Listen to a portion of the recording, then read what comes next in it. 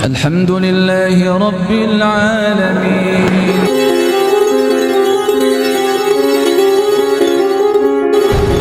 Allah memang memperhadapkan kebatilan dan yang hak itu, dan kadang Allah membuat yang hak itu dibikin kalah. Tetapi sesungguhnya kekalahan itu adalah kekalahan yang bersifat duniawi. Kemenangan orang yang beriman itu, meskipun dia sampai dibunuh seperti yang pemuda dalam kisah ini, tapi dia berada dalam pertolongan Allah, dalam kemenangan di mana dia kekeh memegang keimanan dan ketakwaan kepada Allah Subhanahu wa taala. Itulah kemenangan.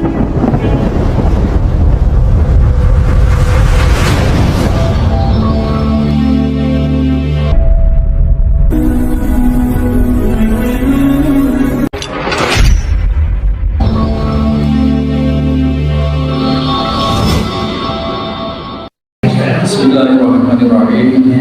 Assalamualaikum warahmatullahi wabarakatuh. Hadirin hadirat jamaah Masjid Al-Muslimun Curah Jelu Panji Situ Bondo rahimani wa rahimakumullah. Ini Bapak Ibu sekalian, jadi akhir dari kisah Ashabul Ukhdud.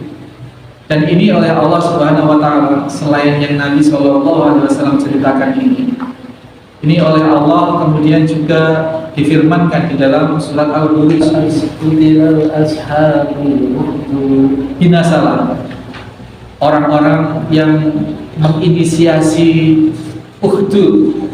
Binasalah orang yang Ashabul Ukhdud itu maksudnya orang-orang yang membuat parit atau yang punya gagasan. Kalau yang membuat tentu kuli lah, tentu kuli. Tapi yang memiliki kehendak untuk membuat parit itu adalah raja itu. Qutila ashabul ukhdud. Qutila ashabul an-nari dzatil waqt.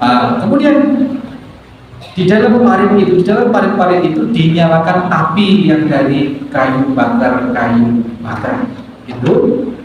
Itu tampakannya apa itu malaiha ya. Kemudian setelah itu nyala dan orang-orang itu terjadi adegan penyiksaan, ada yang didorong, ada yang masuk, itu malaiha qu'ud.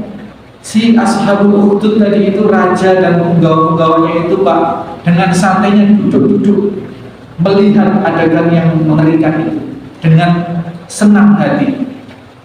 Saya jadi ingat tempo hari viral di video-video itu ketika pasukan Israel menarget sebuah kerumunan anak-anak yang sedang ngambil air atau menarget sebuah rumah, dan dia menghitung 1, 2, 3 bluar sana sini ketawa-ketawa persis dengan yang diceritakan Allah Subhanahu wa taala ini. Ilhum 'alaiha qu'ud, mereka duduk menyaksikan penyiksaan itu dengan senang. Terus apa lagi?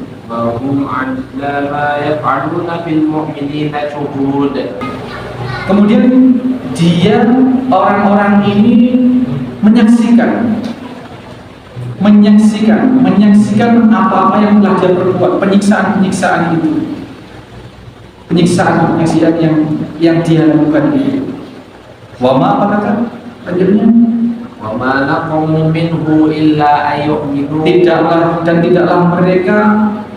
tidaklah mereka menyiksa. Tidaklah mereka menyiksa orang-orang itu, atau mereka menyiksa orang-orang masyarakat itu dikarenakan mereka beriman. Jadi tidak ada kesalahan, Pak. Tidak ada kesalahan apa-apa. Kesalahan mereka hanyalah karena dia beriman kepada Allah Subhanahu wa ta'ala, alladzi lahu as-samawati wal ardh wallahu 'ala kulli syai'in syahid. Beriman kepada Allah yang Maha memiliki kerajaan langit dan bumi. Wallahu 'ala kulli syai'in syahid, dan sungguh Allah itu terhadap segala sesuatu Maha mengetahui. Bahasanya orang Madiun itu Gusti Allah boten sahih. Secara politis mereka masyarakat ini disalahkan oleh pemerintah, oleh rezim kerajaan itu sehingga harus menerima hukuman mati seperti ini. Jadi yang berlaku kalau waktu itu ada media sosial, ada media massa, ada televisi, di blow up lah bahwa mereka para penentang kekuasaan, para penentang pemerintah, maka wajib dihukum mati, dimasukkan ke dalam parit-parit. Jadi yang berlaku di masyarakat adalah mereka ini orang-orang yang bersalah dan layak dihukum mati, di blow up seperti itu. Tetapi wallahu ala kulli syai'in syahid. Gusti Allah boten sari terhadap segala sesuatu. Ini terjadi sampai hari ini, terjadi sampai hari ini. Kenyataan-kenyataan dan di pemerintahan manapun. Jadi kebenaran itu adalah pada pemilik atau pada pemegang kekuasaan itu di mana-mana, mulai lambut, mulai zaman ini. Innal ladzina fatanul mu'minina wal mu'minat. Sesungguhnya orang-orang yang fatanul mu'minina, yang memfitnah, yang menyiksa, yang menganiaya. Fatanul itu dari kata fatanah. Ini seakar kata dengan fitnah. Jadi kalau fatanul mu'minina wal mu'minati tsumma lam yatubu. Jadi orang Arab itu kalau ingin memisahkan emas dengan unsur-unsur yang selain emas, itu dengan proses fitnah atau proses pembakaran. Maka setelah dilelehkan akan terjadi mencair, maka yang emas berkumpul dengan zatnya emas berkumpul dengan zatnya emas, zatnya campuran akan berkumpul dengan campuran. Itu proses fitnah. Fatana itu membakar. Jadi innal ladzina fatanul mu'minina wal mu'minati, orang sesungguhnya orang-orang yang membakar atau yang membuat menimpakan siksaan kepada orang-orang yang beriman, laki-laki maupun perempuan ini, summa lam yatubu, kemudian tidak bertaubat, walahum adzab jahannam walahum adzabul harim, bagi mereka adalah azab jahanam dan azab yang sesungguhnya menghinakannya sangat pedih.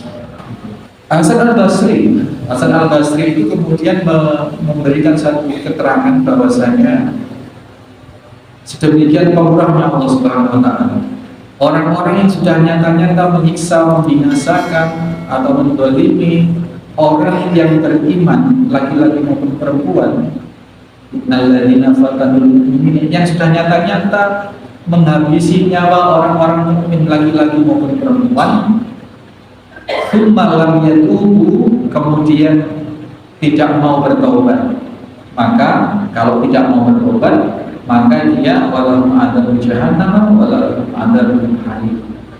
Jadi kalau tidak bertobat itu masuk neraka jahanam. Tapi kalau mau bertobat, artinya gitu. Tapi kalau mau bertobat, meskipun sudah membunuh orang banyak seperti itu, seperti halnya dalam kisah ini, maka tentu tidak masuk ke dalam neraka. Ini Hasan al-Basri menyatakan bahwa ini satu bentuk kemurahan Allah Subhanahu wa taala, maha rahmatnya Allah Subhanahu wa taala. Maka dosa sebesar apapun, membunuh orang bahkan nanti akan kita ketemu apa sudah ya, taubat dulu sudah ya. Orang yang membunuh 99 orang dikenapi satu menjadi 100, itu pun sudah. Nah, itu diampuni oleh Allah kalau dia bertaubat. Padahal yang dibunuh adalah orang-orang beriman. Ini, jadi ini satu pembelajaran yang besar buat kita. Innal ladzina amanu wa 'amilus shalihati falahum jannatul jannah. Innal ladzina amanu wa 'amilus shalihati lahum jannatun tajri min tahtiha al-anhar dzalikal fawzul kabir. Itu ayat berikutnya ayat 11, bahwasanya orang-orang yang beriman dan mengerjakan amal soleh, maka baginya surga yang mengalir sungai-sungai, dan itulah kemenangan yang besar. Jadi Bapak Ibu sekalian, kembali pada hadis di dalam kitab Riyadhus Shalihin ini, Ashabul Ukhdud itu adalah seorang rezim yang menghukum warganya, masyarakatnya, membunuh dengan keji, dengan iblis, dan dengan mereka lakukan dengan gembira, dengan dibuat olok-olok, ya, ketawa-ketawa begitu. Nah, ini satu bentuk kenyataan bahwasanya sejak sebelum zaman ini pun sudah terjadi orang-orang yang lurus di jalan Allah diperhadapkan dengan kebatilan, kezaliman, kadang dibikin kalah oleh Allah Subhanahu wa Ta'ala. Kalau Nabi Musa itu endingnya itu happy. Endingnya itu Nabi Musa dengan Raja Fir'aun, meskipun dengan sejarah yang panjang dengan penyiksaan dan lain sebagainya, tapi endingnya Fir'aun yang binasa. Ini, tetapi ada kisah-kisah para nabi yang endingnya justru menyedihkan, seperti tadi itu Nabi Yahya, Nabi Zakaria. Nabi Zakaria itu punya anak namanya Nabi Yahya. Nabi Yahya ini mau dilamar oleh ratu, tetapi Nabi Yahya tidak mau karena ratu ini musyrik, kafir. Lalu karena menolak keinginan ratu, kemudian dikejar-kejar, dibunuh. Nah, kemudian dalam kisah disembunyikanlah oleh pepohonan, dimasukkan ke dalam pohon, masuk ke dalam pohon, ditolong oleh Allah masuk ke dalam sebatang pohon di tengah hutan. Tapi kemudian ada jin yang menyaksikan itu, kemudian membongkar atau membuka cerita itu ke para pasukan yang mengejar. Dia ada di dalam pohon ini. Lalu pohon itu ditebang, digergaji, lalu terbelahlah Nabi Yahya itu. Nabi Zakaria bapaknya dibunuh juga. Nah, ini kadang Allah memang memperhadapkan kebatilan dan yang hak itu, dan kadang Allah membuat yang hak itu dibikin kalah. Tetapi sesungguhnya kekalahan itu adalah kekalahan yang bersifat duniawi. Pertolongan Allah adalah kemenangan orang yang beriman itu, meskipun dia sampai dibunuh, seperti yang pemuda dalam kisah ini, meskipun dia sampai mati, tapi dia berada dalam pertolongan Allah, dalam kemenangan di mana dia kekeh memegang keimanan dan ketakwaan kepada Allah Subhanahu wa Ta'ala. Itulah kemenangan. Jadi bukan berarti kalau yang benar itu kemudian dibikin kalah oleh Allah, berarti kebenarannya itu luntur. Berarti nyatanya yang menang adalah yang benar. Tidak. Yang hak itu hak, yang batil itu batil. Itu yang Islam. Jadi kekalahan di dunia ini sifatnya hanya di dunia, tapi kemenangannya adalah kemenangannya adalah kemenangan yang besar di akhirat kelak. Ini masjid jauh.